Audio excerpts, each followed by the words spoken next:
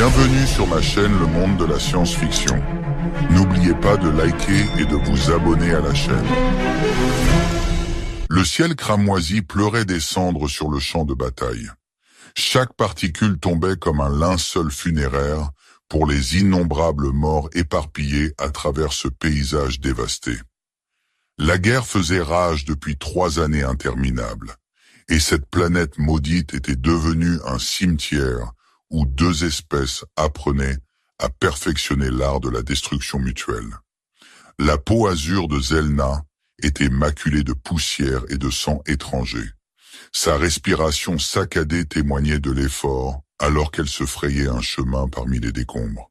Son peuple appelait cet endroit la Jonction, là où les vaisseaux coloniaux humains avaient atterri pour la première fois, là où le premier contact s'était transformé en premier massacre. Désormais, c'était simplement l'endroit où tout venait mourir. Elle le découvrit coincé sous une poutre effondrée.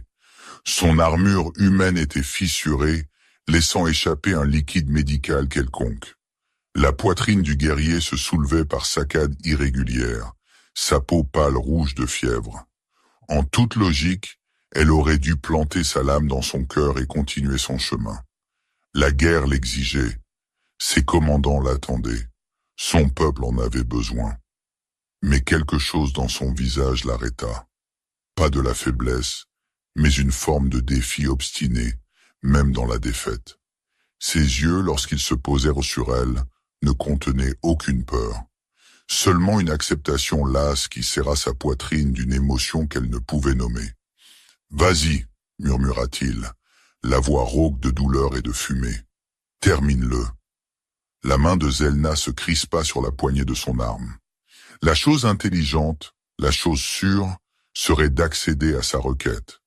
Au lieu de cela, elle se retrouva à soulever la poutre de ses jambes, sa force augmentée, facilitant la tâche. « Qu'est-ce que tu fais ?» Il avait essayé de se relever et échoué. Elle l'avait entendu crier son nom. Darius, avant que ses camarades ne périssent. « Quelque chose de stupide » marmonna-t-elle en passant son bras sur ses épaules. Il y a un réseau de grottes à 2 kilomètres au nord, d'anciens tunnels miniers. Si tu veux vivre, tu la fermes et tu m'aides à t'y emmener. Le voyage fut un cauchemar de patrouilles cachées et de terrain instable. La jambe de Darius était gravement fracturée et tous les quelques centaines de mètres, il trébuchait, étouffant des gémissements qui auraient trahi leur position. Zelna se surprit à admirer sa discipline, tout en remettant en question sa propre santé mentale. L'entrée de la grotte était dissimulée derrière une cascade qui coulait rouge d'oxyde de fer depuis des siècles. À l'intérieur, les tunnels se ramifiaient en un labyrinthe abandonné depuis avant le début de la guerre. Au cœur profond du système, Zelna trouva ce qu'elle cherchait, un ancien refuge d'urgence, équipé d'une capsule de cryogénisation fonctionnelle. « Pourquoi ?» demanda Darius alors qu'elle l'aidait à entrer dans la chambre. Ses yeux étaient vitreux de perte de sang, mais son regard restait aiguisé. Pourquoi sauver un ennemi? Les doigts de Zelna hésitèrent sur les commandes d'activation. Pourquoi en effet? Son peuple appellerait cela de la trahison. Sa famille la renierait. Tout ce pourquoi elle avait combattu, tout ce en quoi elle avait cru serait marqué comme mensonge dès que quelqu'un découvrirait ce qu'elle avait fait. « Parce que, » dit-elle finalement en scellant l'écoutille d'entrée de la capsule, « peut-être qu'un jour la guerre prendra fin. Et quand ce sera le cas, quelqu'un devrait se souvenir que nous étions capables de plus que simplement nous entretuer. » Elle initia la séquence de cryogénisation, observant la chambre se remplir de brume de préservation. Les yeux de Darius trouvèrent les siens à travers le hublot givrant, et elle pressa sa paume contre le verre. « S'il te trouve, je meurs, » murmura-t-elle à sa forme endormie. « Mais s'il ne te trouve pas, réveille-toi un jour et combat à mes côtés. » La capsule vibra, rejoignant le cœur ancestral des machines qui le maintiendraient suspendu entre la vie et la mort. Zelna scella l'entrée de la chambre, effaçant toute trace de leur passage. Puis elle retourna dans la guerre, portant un secret qui la damnerait ou les sauverait tous. Elle ne parla jamais de ce jour, pas quand ses commandants la décorèrent pour sa bravoure dans les batailles suivantes, pas quand le cessez-le-feu arriva finalement, fragile et amer, pas quand les années passèrent et que la paix fragile s'effrita en guerre froide, puis en conflit par procuration, puis en quelque chose de pire. Zelna disparut de l'histoire de la même manière qu'elle disparut dans ses tunnels, silencieusement, ne laissant que des questions derrière elle. 250 ans plus tard, la planète semblait à l'agonie. Zelna se tenait au bord de ce qui avait été autrefois nouveau sanctuaire, regardant la ville brûler au loin.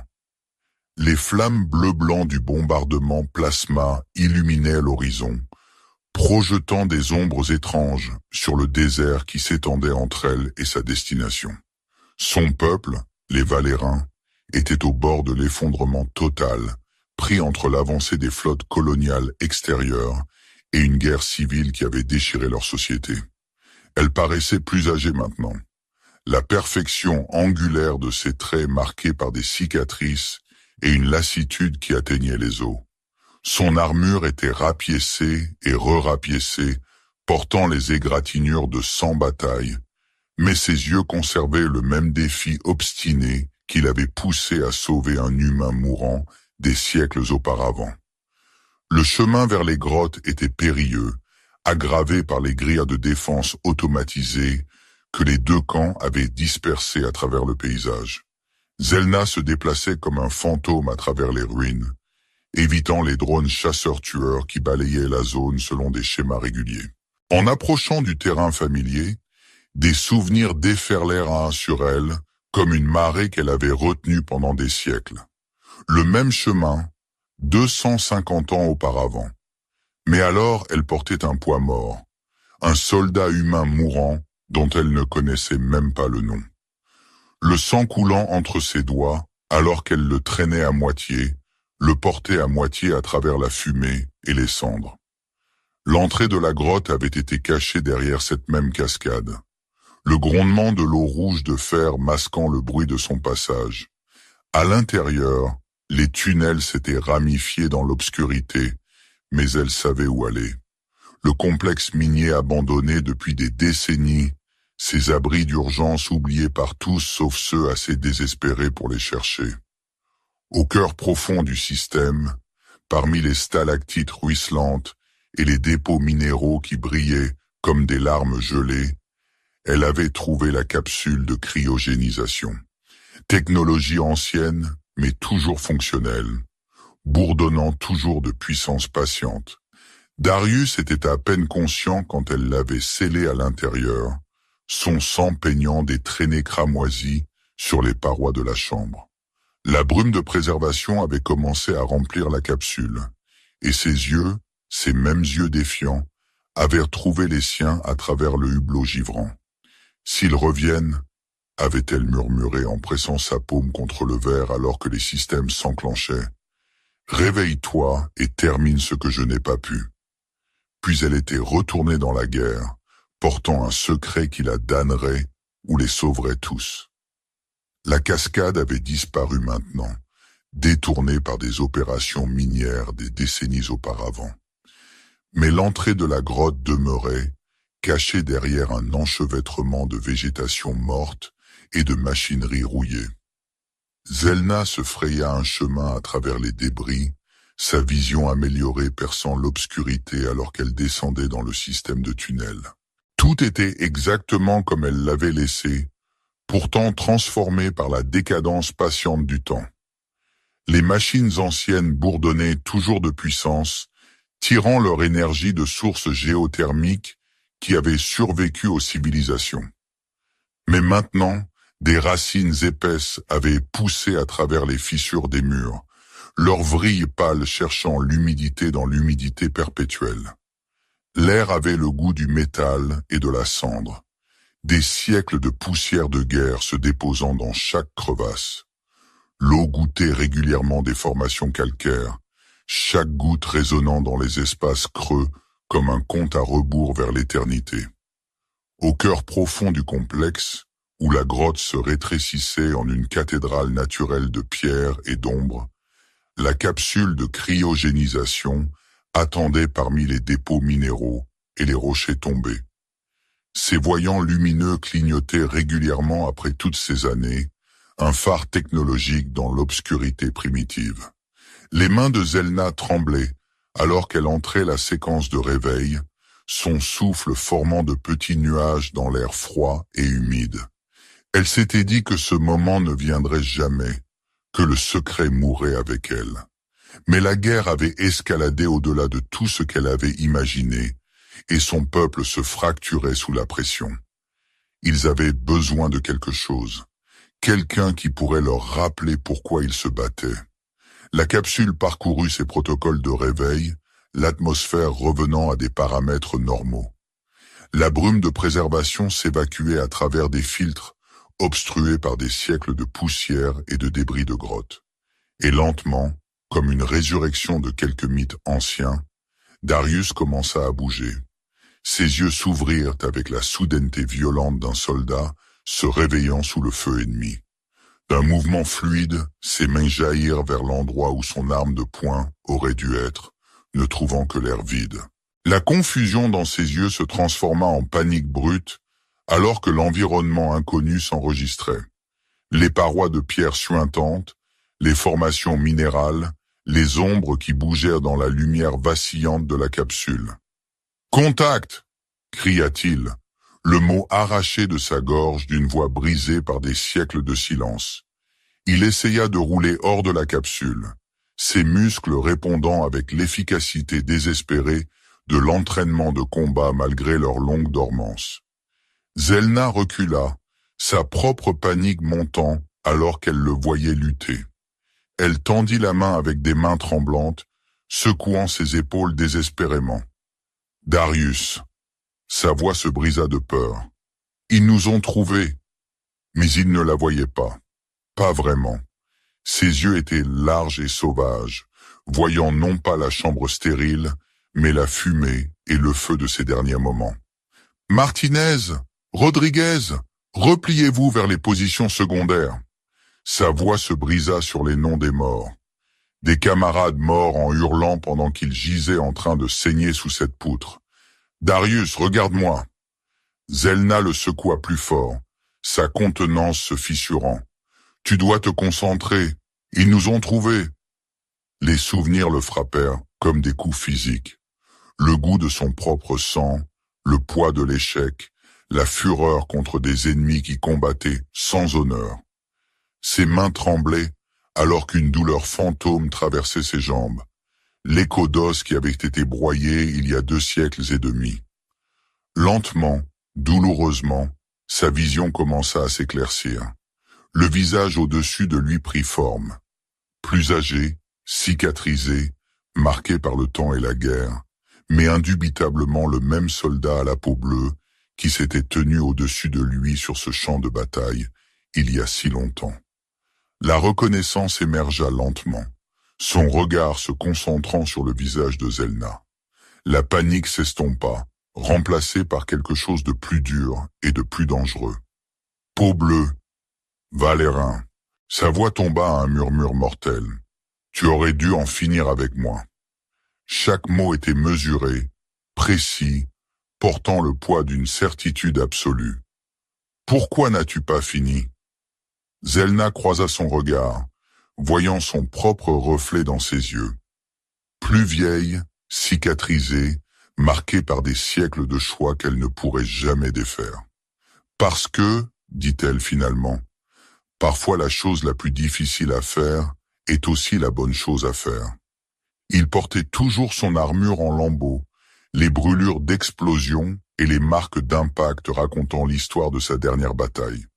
Mais sous les dommages, Zelna pouvait voir l'ingénierie de précision, la sophistication technologique qui avait rendu les forces humaines si formidables. Même après toutes ces années, son équipement était supérieur à la plupart de ce que son peuple pouvait produire. « Tu m'as sauvé », dit Darius, la déclaration portant un poids au-delà de ces simples mots. Zelna croisa son regard, voyant son propre reflet dans ses yeux. plus vieille, cicatrisée, marquée par des siècles de conflits. J'ai trahi tout pour toi. Maintenant j'ai besoin que cette trahison compte. Elle le guida à travers les tunnels, expliquant la situation actuelle pendant qu'il marchait. Les Valérins étaient pris dans une guerre à trois entre l'expansion des colonies extérieures, des rebelles internes qui voulaient se rendre, et des jusqu'au-boutistes qui croyaient que seule la victoire totale pourrait sauver leur espèce. Les villes tombaient quotidiennement. Les camps de réfugiés s'étendaient sur 3 continents. Et au centre de tout cela, un nouveau dirigeant qui exigeait l'obéissance absolue et parlait de solution finale. « Le monde que tu vois maintenant n'est pas celui que tu as quitté », dit Zelna, alors qu'ils émergeaient des grottes dans la lumière dure d'une aube extraterrestre. Tout a changé, la technologie, la politique, la raison même pour laquelle nous combattons. Darius resta silencieux un long moment, contemplant le paysage dévasté. Au loin, des plateformes de bombardement orbital traçaient des arcs paresseux à travers le ciel, leurs batteries d'armes pointées vers le bas comme les doigts d'un dieu vengeur. Plus près, les vestiges de ce qui avait été des forêts s'étendaient vers l'horizon. Restes squelettiques noirs qui parlaient d'armes chimiques et de guerre écologique. « Qu'as-tu besoin que je fasse ?» demanda-t-il finalement. La question prit Zelna au dépourvu. Elle s'était attendue à de la colère, de la confusion, des exigences d'explication. Au lieu de cela, il avait simplement accepté la situation et offert son aide. La réponse pragmatique d'un soldat qui comprenait que certaines batailles étaient plus grandes que les griefs personnels. « Aide-moi à atteindre la capitale, » dit-elle. « Il y a des gens là-bas qui se souviennent encore de ce pourquoi nous sommes censés nous battre. Mais la route est compliquée. » Darius mit son arme en bandoulière, vérifiant les cellules d'énergie avec une efficacité pratiquée. « Combien compliqué ?» Le sourire de Zelna était sinistre. Le genre qui te tue de 6 façons différentes avant le petit déjeuner. Les 3 premiers jours de leur voyage furent une démonstration magistrale de survie tactique. Le paysage entre les grottes et la capitale était devenu un terrain de mort, criss-crossé de réseaux de défense automatisés, de routes de patrouille et de terrains de chasse de bandes de pillards des 2 espèces. Darius se déplaçait comme un fantôme à travers les ruines, sa compréhension de la dynamique du champ de bataille s'avérant inestimable malgré les avancées technologiques. Il les guida autour de positions de snipers dans lesquelles Zelna aurait marché directement, identifia des sites d'embuscade à partir de caractéristiques du terrain qui n'avaient pas changé en des siècles, et 2 fois les sauva de marcher dans des champs de mines dissimulés. Les fondamentaux ne changent jamais, expliqua-t-il lors d'un arrêt de repos dans les ruines de ce qui avait été un centre commercial. Couverture, dissimulation, ligne de tir. La physique n'évolue pas. Zelna le regardait travailler, ajustant son équipement avec la confiance d'une longue expérience. Tu prends ça remarquablement bien. Être arraché de ton propre temps, jeté dans une guerre qui a duré plus longtemps que certaines civilisations. Darius fit une pause dans sa routine de maintenance.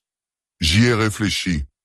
Quand tu m'as mis dans cette capsule, la guerre était déjà plus vieille que moi. Mon unité avait combattu pendant 3 ans d'affilée, et nous savions tous que ça n'allait pas se terminer de sitôt. Il reprit le nettoyage de son arme. Peut-être que c'est mieux ainsi. Au moins maintenant je sais combien de temps ça prend. Ils furent interrompus par le gémissement de moteurs approchant. Zelna tira Darius plus profondément dans les ruines, alors qu'un skimmer de patrouille passait au-dessus, ses capteurs balayant la zone selon des schémas méthodiques. À travers les brèches dans les décombres, elle pouvait voir l'équipage valérin, son propre peuple, la chassant maintenant comme traître. « Des amis à toi ?» murmura Darius. « Autrefois. » L'expression de Zelna était serrée de douleur. « Le commandant de cette escouade m'a entraîné quand j'étais cadette.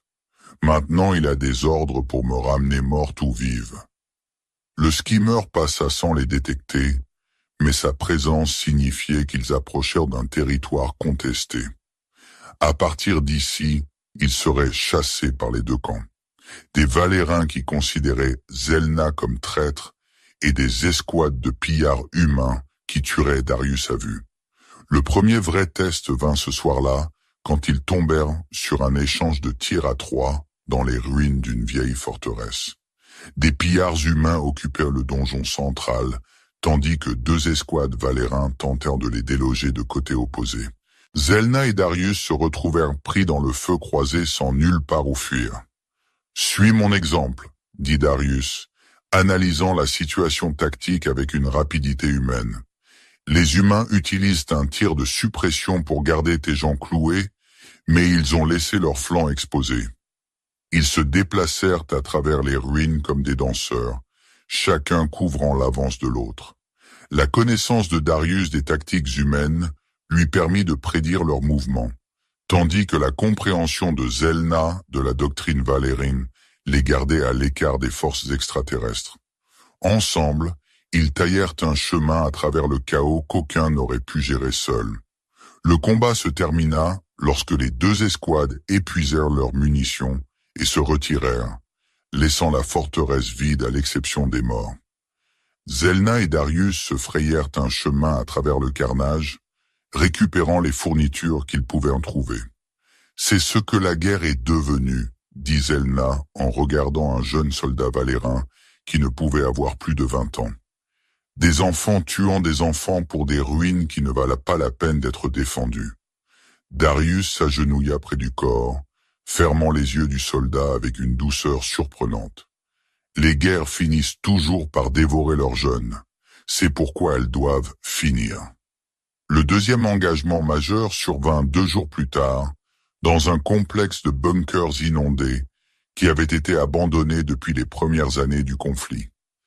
Les tunnels étaient partiellement submergés, les forçant à patauger dans une eau qui atteignait la poitrine et qui brillait d'algues bioluminescentes. Zelna menait, sa capacité pulmonaire augmentée, lui permettant de plonger sous des barrières qui auraient arrêté un humain. Ils étaient à mi-chemin du complexe quand l'attaque vint. Des pillards humains avaient installé une embuscade dans la section la plus profonde, utilisant l'eau à la fois comme dissimulation et comme terrain de mort. La première rafale de coups de feu envoya Zelna plonger pour se couvrir derrière un mur à moitié submergé. « Tu peux les voir ?» cria Darius, sa voix résonnant étrangement dans l'espace inondé. « 3 positions, répondit Zelna en analysant les éclairs de bouche. Ils ont les sorties couvertes. L'échange de tirs qui suivit était différent de tout dans la guerre conventionnelle. Les combattants plongeaient et refaisaient surface comme des poissons mortels, utilisant l'eau comme terrain tridimensionnel.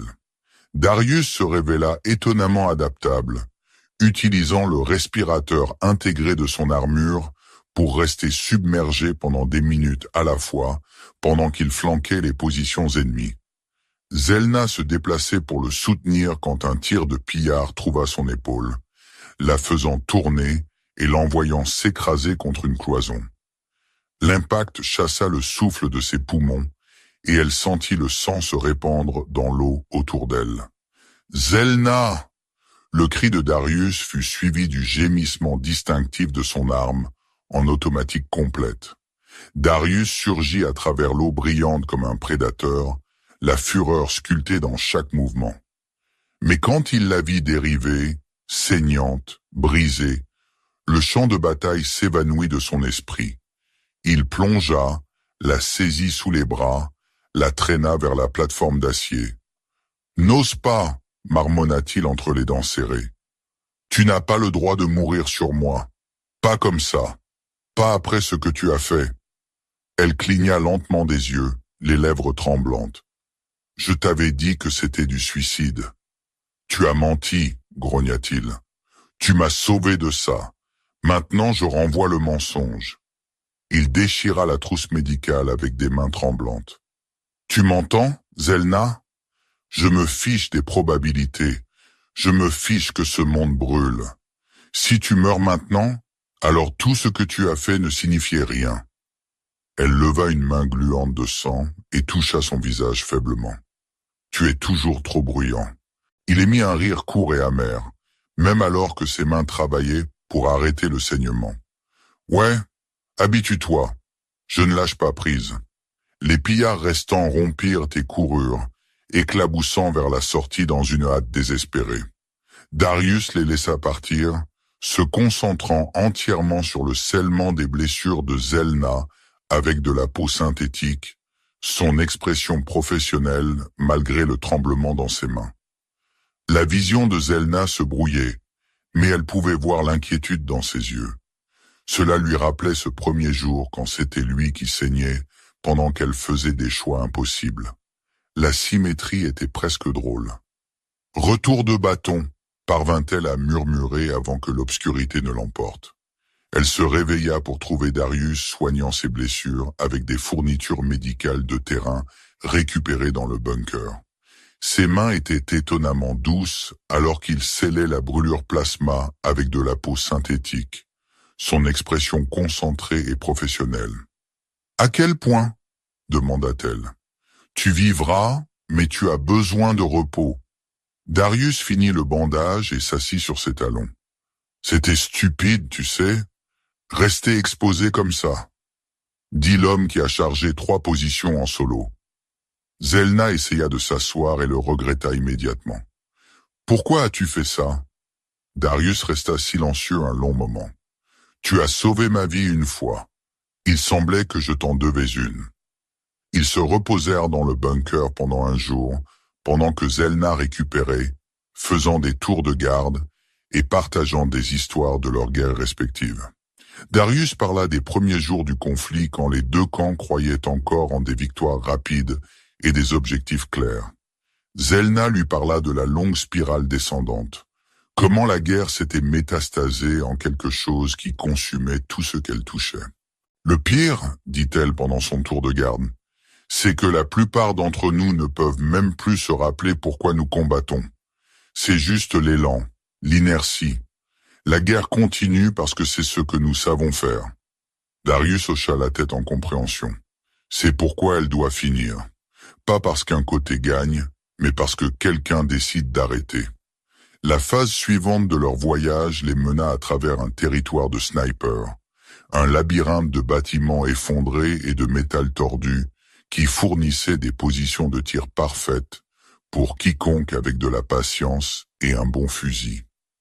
Darius prit la tête, sa connaissance de la guerre urbaine les gardant en vie alors qu'il se frayait un chemin à travers les débris.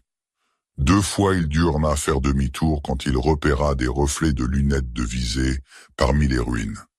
Une fois il furna forcé de s'abriter pendant 6 heures, pendant qu'un duel de snipers se déroulait entre 2 tireurs cachés, aucun côté conscient que leur cible visée était blottie dans un caniveau de drainage à peine 50 mètres plus loin. « Patience !» murmura Darius alors que Zelna bougeait nerveusement. « Les morts ont tout le temps du monde. Les vivants doivent être plus prudents. » Quand ils atteignirent finalement le bord de la zone de sniper, les 2 étaient épuisés et nerveux de la menace constante. Mais ils étaient vivants, et la capitale était visible au loin, une métropole tentaculaire qui s'étendait jusqu'à l'horizon, ses tours atteignant le ciel nuageux comme les lances de quelques géants enterrés. « On y est arrivé », dit Zelna, s'autorisant un moment de soulagement. Darius étudia la ville à travers la lunette de son arme, son expression troublée. Ce n'est pas la fin. C'est là que ça devient compliqué. Les périphéries de la capitale étaient un labyrinthe de points de contrôle et d'écrans de sécurité, chacun conçu pour attraper les infiltrés et les dissidents. Zelna s'y était attendue. Ce à quoi elle ne s'était pas attendue, c'était l'ampleur pure de l'état de surveillance qui avait émergé pendant son absence. Chaque citoyen était suivi par des implants biométriques. Chaque conversation était surveillée par des dispositifs d'écoute qui pouvaient détecter des chuchotements à des pâtés de maison de distance. Chaque mouvement était catalogué par des capteurs qui pouvaient identifier les individus par leur schéma de démarche. La ville était devenue une prison, belle et efficace et totalement inéluctable. Ton peuple a été occupé, observa Darius alors qu'il regardait un point de contrôle traiter une file de réfugiés. Les matrices de scanner étaient plus sophistiquées que tout ce qu'il avait vu pendant sa guerre, capables de détecter tout, des armes au niveau de stress élevé. « Pas mon peuple », dit Zelna amèrement. « C'est ce que nous sommes devenus, ce que la guerre nous a fait. » Elle releva sa capuche, cachant ses traits distinctifs. Le dirigeant appelle ça l'ordre parfait. Tout contrôler, tout surveiller, tout en sécurité. Ils passèrent 2 jours à étudier les schémas de sécurité avant que Zelna ne prenne sa décision. Il n'y avait aucun moyen de se faufiler dans la ville. La surveillance était trop complète, les capteurs trop sophistiqués. Mais il y avait une autre option, une qui nécessiterait qu'elle sacrifie tout ce qu'elle avait passé des siècles à construire. « Je vais me rendre », annonça-t-elle le 3e matin. Darius leva les yeux de l'endroit où il nettoyait son équipement. « Excuse-moi, je suis recherchée comme traître et désertrice. Si je me rends, ils m'emmèneront directement au centre de détention centrale.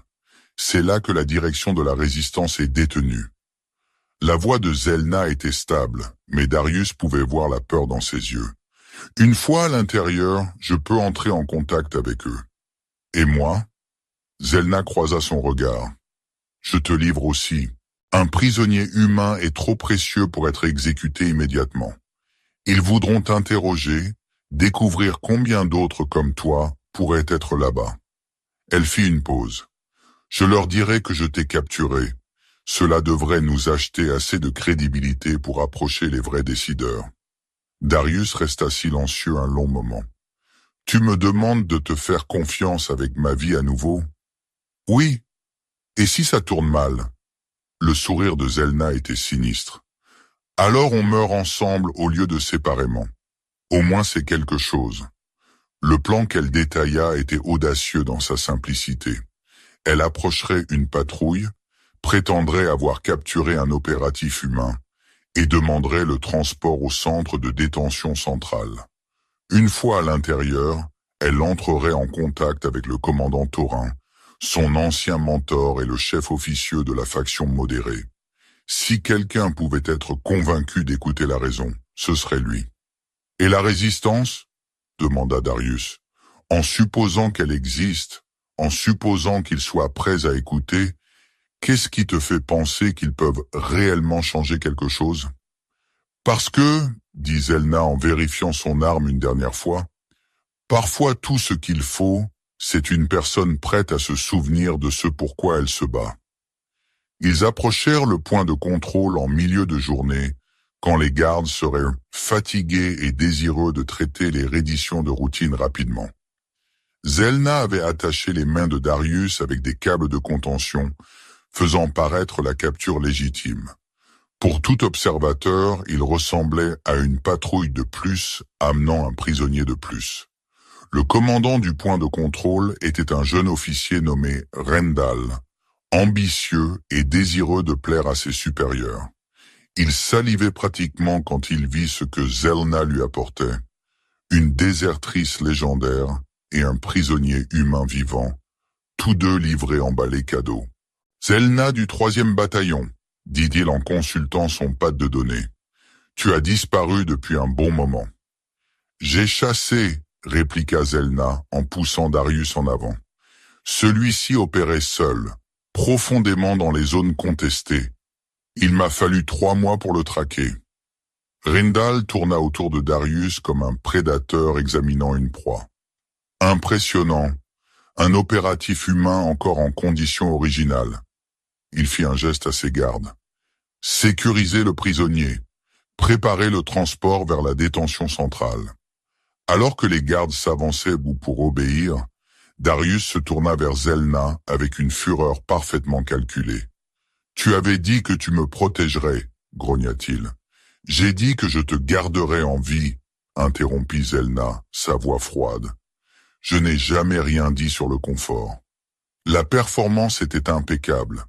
Pour Rendal et ses hommes, cela ressemblait à une trahison. Le prisonnier humain réalisant finalement que sa ravisseuse n'avait jamais eu l'intention d'honorer quelque accord qu'ils avaient bien conclu. La douleur émotionnelle dans les yeux de Darius était si convaincante que Zelna y crut presque elle-même. Le transport vers la détention centrale était un convoi armé de 3 véhicules, chacun équipé d'assez de puissance de feu pour niveler un pâté de maison. Zelna et Darius furent séparés, placés dans différents véhicules pour prévenir toute chance de coordination. Alors que le convoi se déplaçait dans les rues de la ville, Zelna entrevit les changements qui s'étaient produits pendant son absence. La capitale avait toujours été impressionnante, mais maintenant elle était magnifique de la manière que seuls les États totalitaires pouvaient réaliser. Chaque bâtiment était parfaitement entretenu, chaque rue balayée propre, chaque citoyen se déplaçant avec l'efficacité intentionnelle de gens qui savaient qu'ils étaient surveillés. C'était beau et terrible et absolument stérile. La détention centrale était un monument à la paranoïa, un complexe massif de tours interconnectées et de niveaux souterrains, chacun conçu pour être complètement isolé des autres. Zelna fut traitée à travers une série de contrôles de sécurité qui dépouillèrent tout ce qu'elle avait jamais été, la réduisant à un numéro et une classification criminelle. Ils la séparèrent de Darius immédiatement, le menant vers ce qu'elle espérait être un centre d'interrogation plutôt qu'une chambre d'exécution. Elle fut emmenée dans la direction opposée vers la zone de détention politique où les ennemis de l'État étaient détenus. La cellule qu'ils lui donnèrent était petite mais propre, avec une fenêtre étroite qui donnait sur la ville. Zelna s'assit sur la simple couchette et attendit, sachant que son prochain visiteur déterminerait si son pari avait payé ou si elle venait juste de signer leurs 2 arrêts de mort.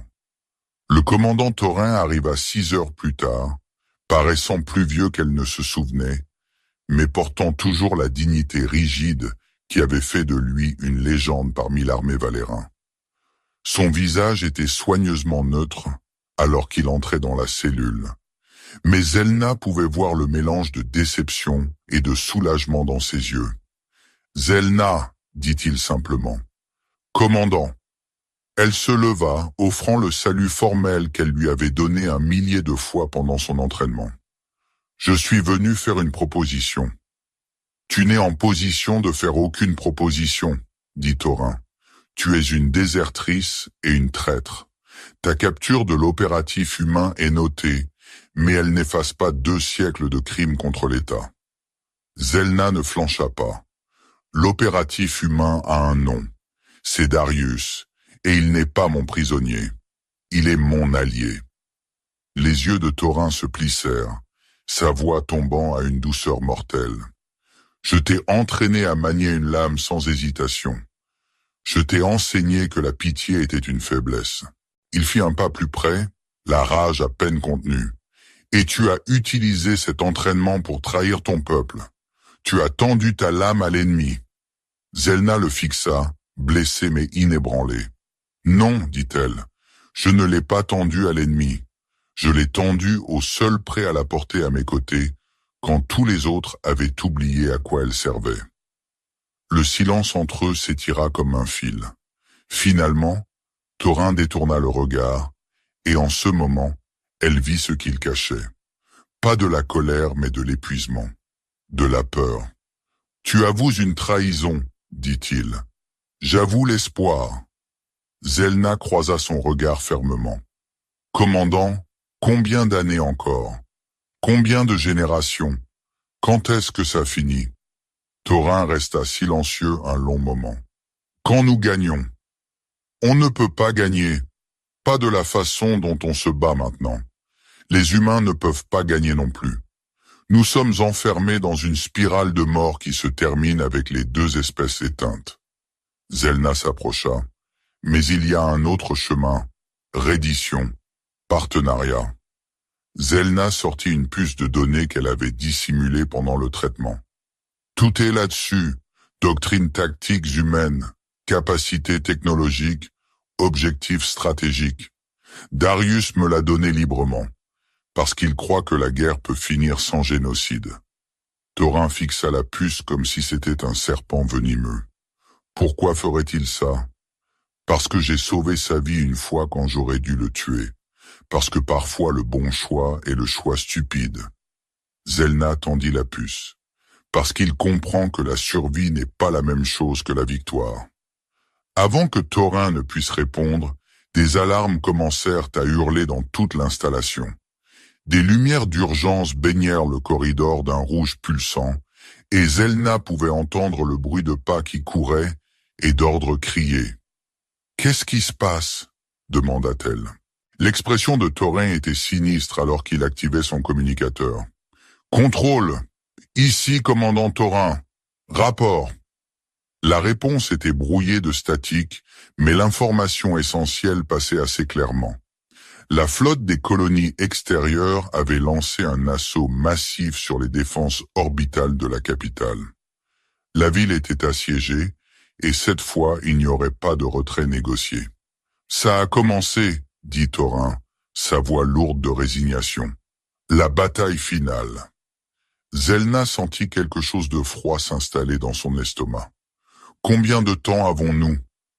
6 heures, peut-être 8. Thorin regarda la puce de données dans sa main. « Quoi que tu proposes, c'est trop tard. »« Non, » dit Zelna fermement. « C'est exactement le bon moment. Le seul moment où les gens pourraient être assez désespérés pour écouter la raison. » Le centre de détention devint une forteresse en quelques heures.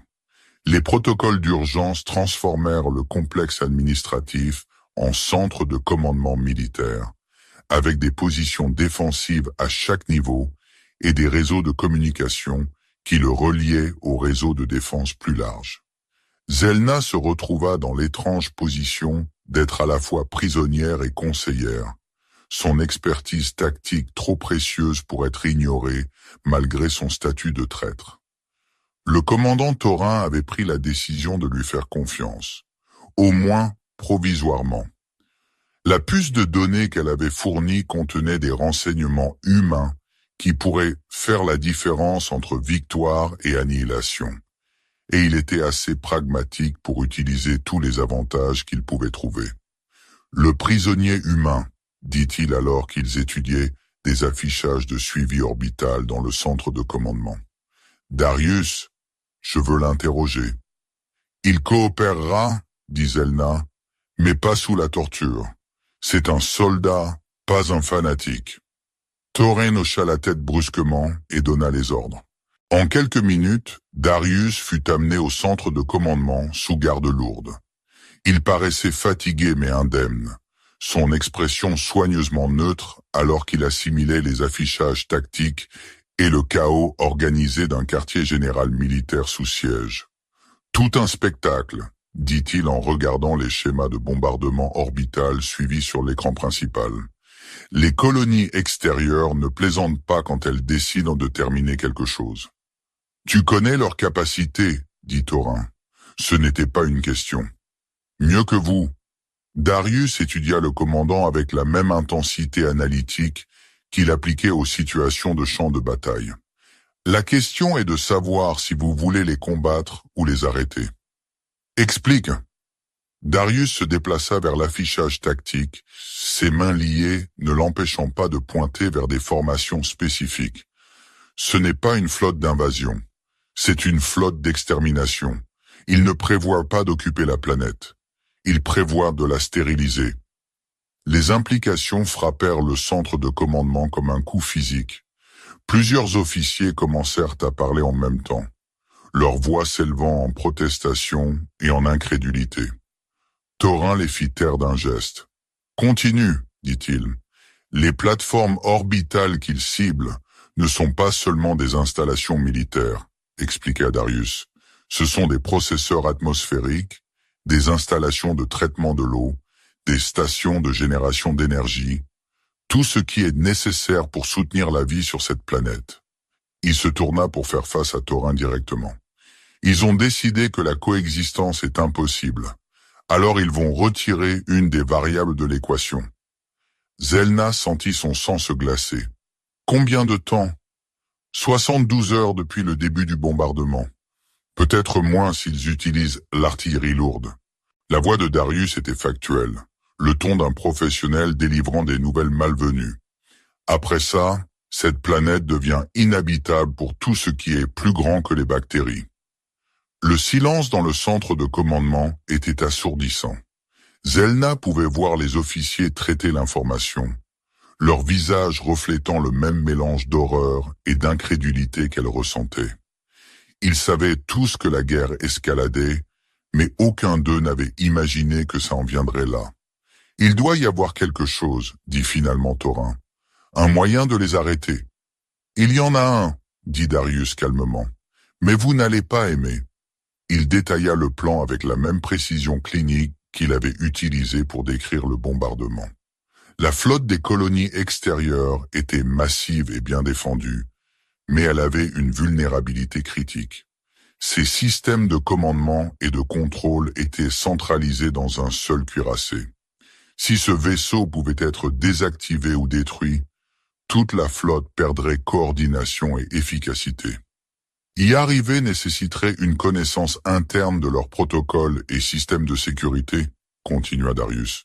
Quelqu'un devrait s'approcher assez près pour placer des charges aux emplacements exactement corrects. Quelqu'un d'humain, dit Zelna, comprenant immédiatement. Quelqu'un d'expendable, corrigea Darius. C'est une mission suicide. Celui qui y va ne revient pas. Thorin étudia les projections tactiques, son expression pensive. De quoi aurais-tu besoin? Un vaisseau rapide, des capacités de furtivité et un équipage qui comprend qu'il ne rentre pas à la maison. Darius fit une pause. Et l'autorisation de quelqu'un avec assez d'autorité pour faire écouter les colonies extérieures. Je n'ai pas ce genre d'autorité, admit Thorin. Mais le conseil l'a, dit Zelna. Si on peut leur faire comprendre ce qui est en jeu. Le conseil est en session en ce moment, interrompit Thorin. Des réunions d'urgence ont lieu depuis 6 heures, mais ils sont divisés et le temps s'épuise. Zelna prit sa décision. J'ai besoin de leur parler. Tu es une traître recherchée, ils vont t'arrêter à vue. Alors tu devras les faire écouter avant qu'ils ne le fassent. Zelna se tourna vers Darius. Es-tu prêt à faire ça? À te sacrifier pour une planète qui n'est même pas ta maison? Darius resta silencieux un long moment. Il y a 250 ans, tu as sauvé ma vie quand tu aurais dû me tuer. Tu as trahi tout ce en quoi tu croyais, parce que tu pensais qu'il pouvait y avoir un meilleur chemin. Il croisa son regard. Peut-être qu'il est temps que je te rende la faveur. Le voyage vers les chambres du conseil les mena à travers des corridors qui étaient devenus des centres de triage improvisés et des dépôts de munitions. L'installation de détention se transformait en forteresse de dernier recours, avec chaque personne disponible pressée en service. Des enfants portèrent des munitions, des civils âgés opéraient de l'équipement de communication et des soldats blessés se soutenaient pour tenir des positions défensives. Le conseil était en session continue, leurs voix s'élevant et tombant dans un débat animé, alors qu'ils argumentaient sur les procédures d'évacuation et les stratégies défensives. Zelna pouvait les entendre à travers les portes scellées, des voix désespérées aux prises avec des choix impossibles. « C'est de la folie !» marmonna Thorin alors qu'ils approchèrent de l'entrée. « Ils n'écouteront jamais. »« Ils écouteront, » dit Zelna sinistrement, « parce qu'ils n'ont aucun autre choix. » Les gardes à la chambre du conseil reconnurent Thorin et les admirent sans question, bien que leurs yeux s'attardèrent avec suspicion sur Zelna et Darius. À l'intérieur, la chambre circulaire était le chaos. Des dizaines de membres du conseil criaient les uns sur les autres, pendant que des affichages tactiques montraient la détérioration constante de leur position défensive. Au centre de tout cela siégeait le premier Korvan, le jeune jusqu'au boutiste qui était arrivé au pouvoir sur des promesses de victoire totale. Il était plus jeune que Zelna ne s'y était attendu, ses traits aiguisés avec le genre de certitude fanatique qu'elle avait vu chez trop de jeunes officiers au cours des siècles. « Premier !» appela Thorin, sa voix perçant le chaos. J'ai des renseignements critiques sur l'assaut ennemi. Corvan leva les yeux, ses yeux se concentrant immédiatement sur Zelna. Commandant Thorin, vous retirerez cette traître de ses chambres immédiatement. Avec tout le respect, premier, vous devez entendre ce qu'elle a à dire. Je n'ai besoin de rien d'une désertrice et d'une trahisseuse de notre peuple. Corvan fit un geste aux gardes. Arrêtez-les tous les deux. Avant que les gardes ne puissent bouger, Darius s'avança. Premier Corvan, dit-il, sa voix portant l'autorité du commandement, malgré ses entraves. Mon nom est Darius Reeves, autrefois de la force de défense coloniale humaine. J'ai des informations sur la flotte des colonies extérieures qui pourraient sauver votre peuple. La chambre du conseil tomba silencieuse.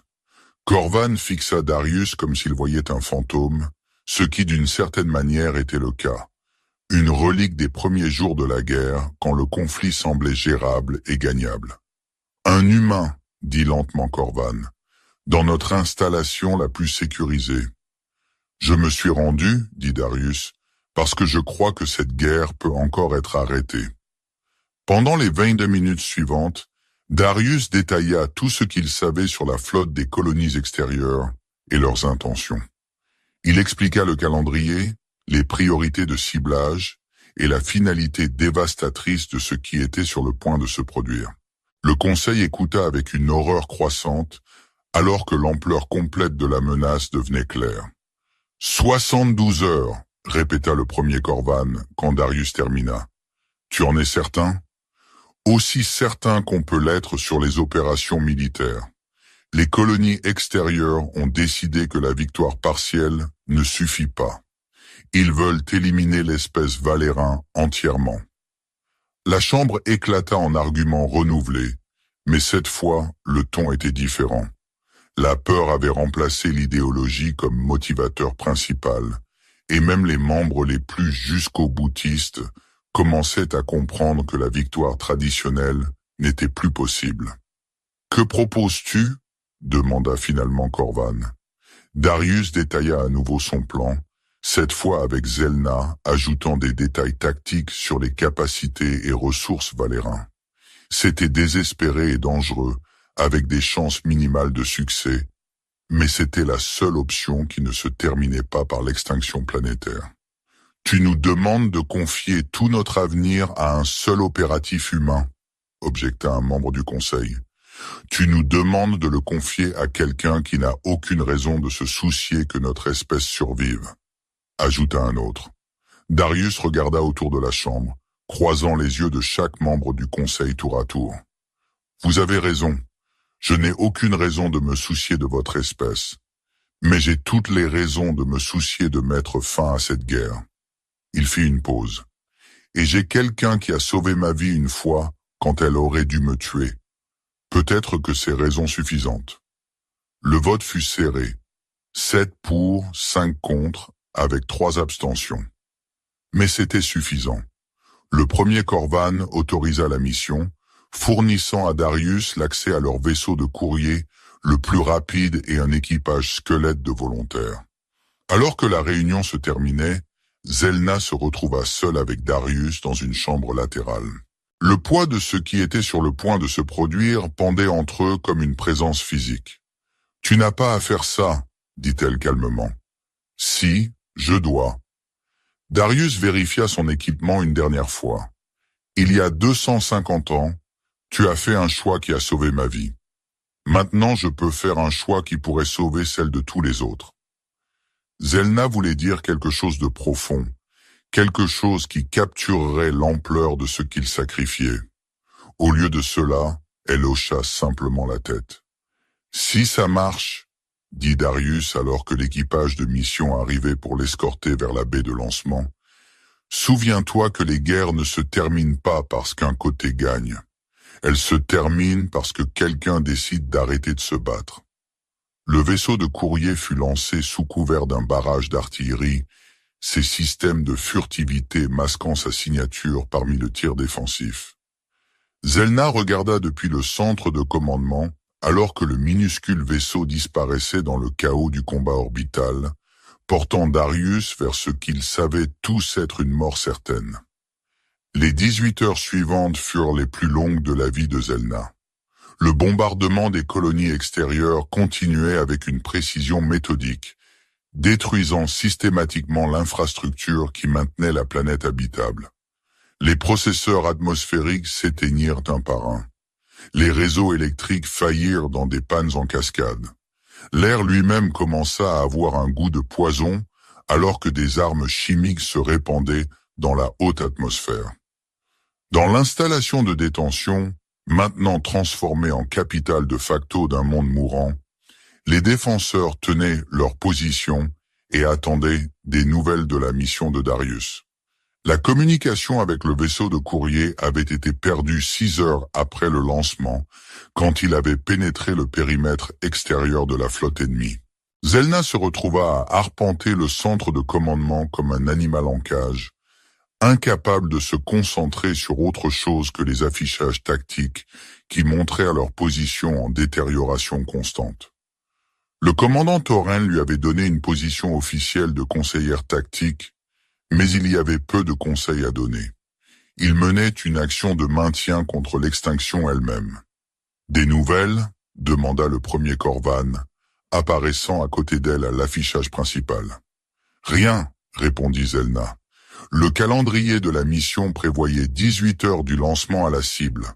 On devrait savoir quelque chose bientôt. Corvan hocha la tête, son jeune visage marqué d'épuisement et de stress. J'ai réfléchi à ce que ton ami humain a dit sur la fin des guerres, en décidant d'arrêter de se battre. Et je ne suis pas sûr de comprendre la différence entre ça et la reddition. Zelna considéra la question.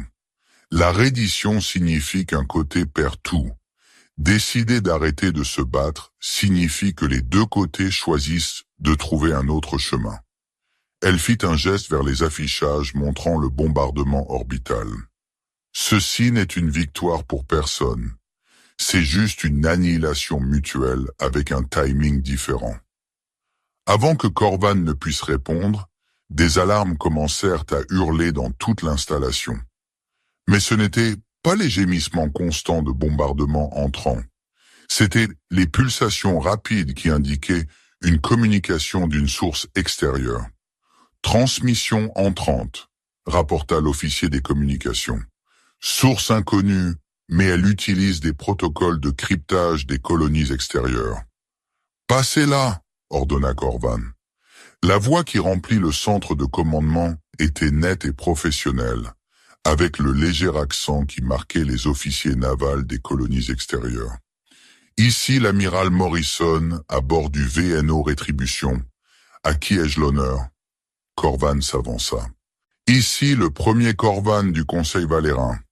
Amiral, votre flotte conduit un assaut non provoqué sur des cibles civiles. Premier, je vais couper à travers le non-sens diplomatique parce que nous n'avons pas le temps pour ça. La voix de Morrison était tendue de stress. Il y a 20 minutes, quelqu'un a infiltré mon vaisseau amiral et tenté de détruire nos systèmes de commandement et de contrôle. Le saboteur a été tué, mais pas avant de délivrer un message. Zelna sentit son cœur s'arrêter. « Darius » murmura-t-elle. Le message était simple, continua Morrison. Arrêtez le bombardement ou perdez toute la flotte. Le saboteur, un opératif humain, a fourni des renseignements détaillés sur nos vulnérabilités défensives et protocoles tactiques.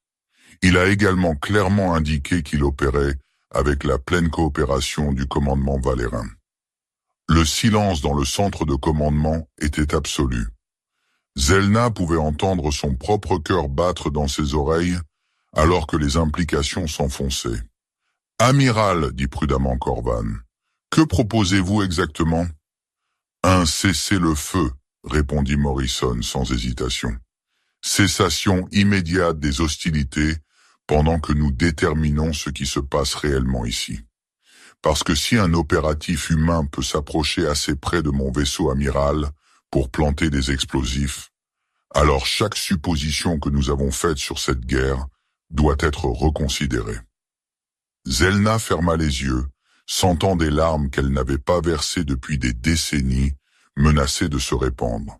Darius l'avait fait, non pas en détruisant la flotte, mais en prouvant que la coopération entre espèces était possible. Son sacrifice était devenu quelque chose d'entièrement différent, une démonstration que la guerre pouvait se terminer sans apocalypse.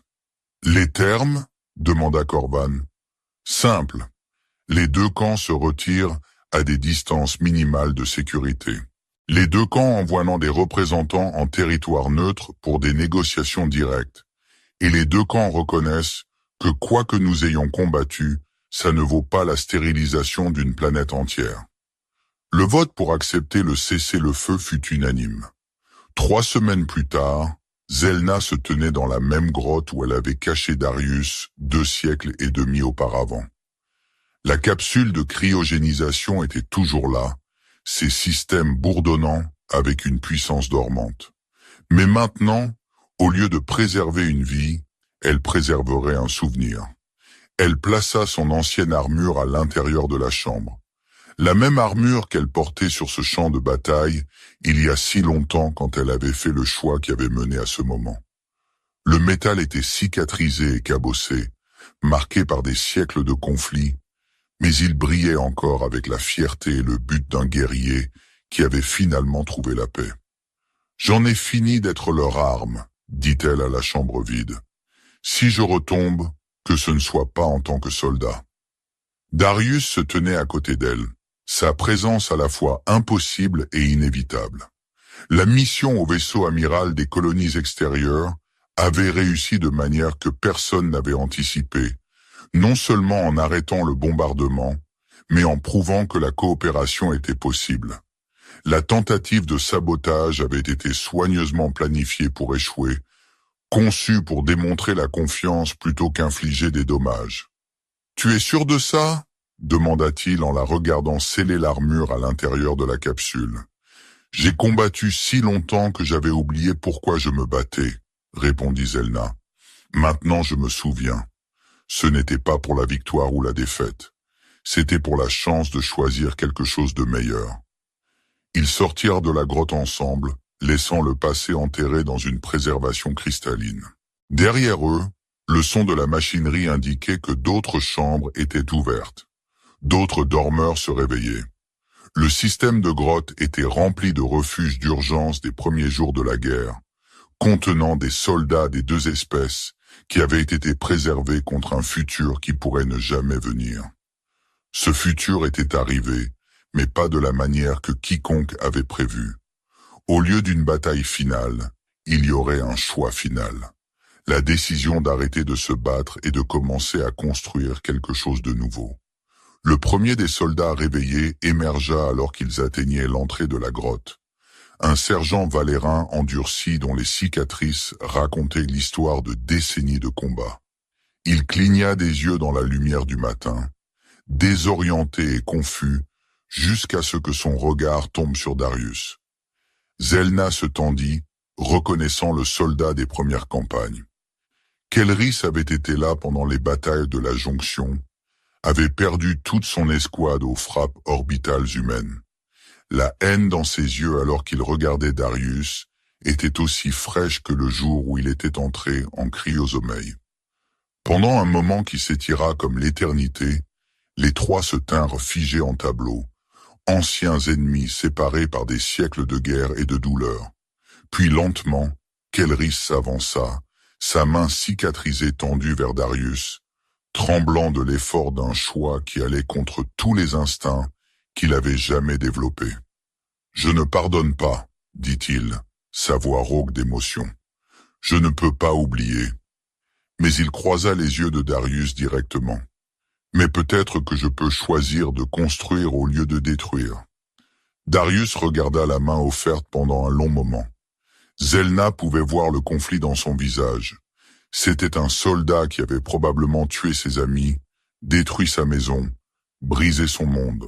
Mais alors, avec le même courage tranquille qu'il avait fait se porter volontaire pour une mission suicide, Darius tendit la main et saisit celle de Kelris. « Ensemble », dit simplement Darius.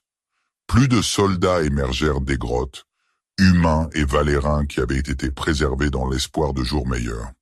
Ils s'organisèrent en équipe de travail et en équipe de construction.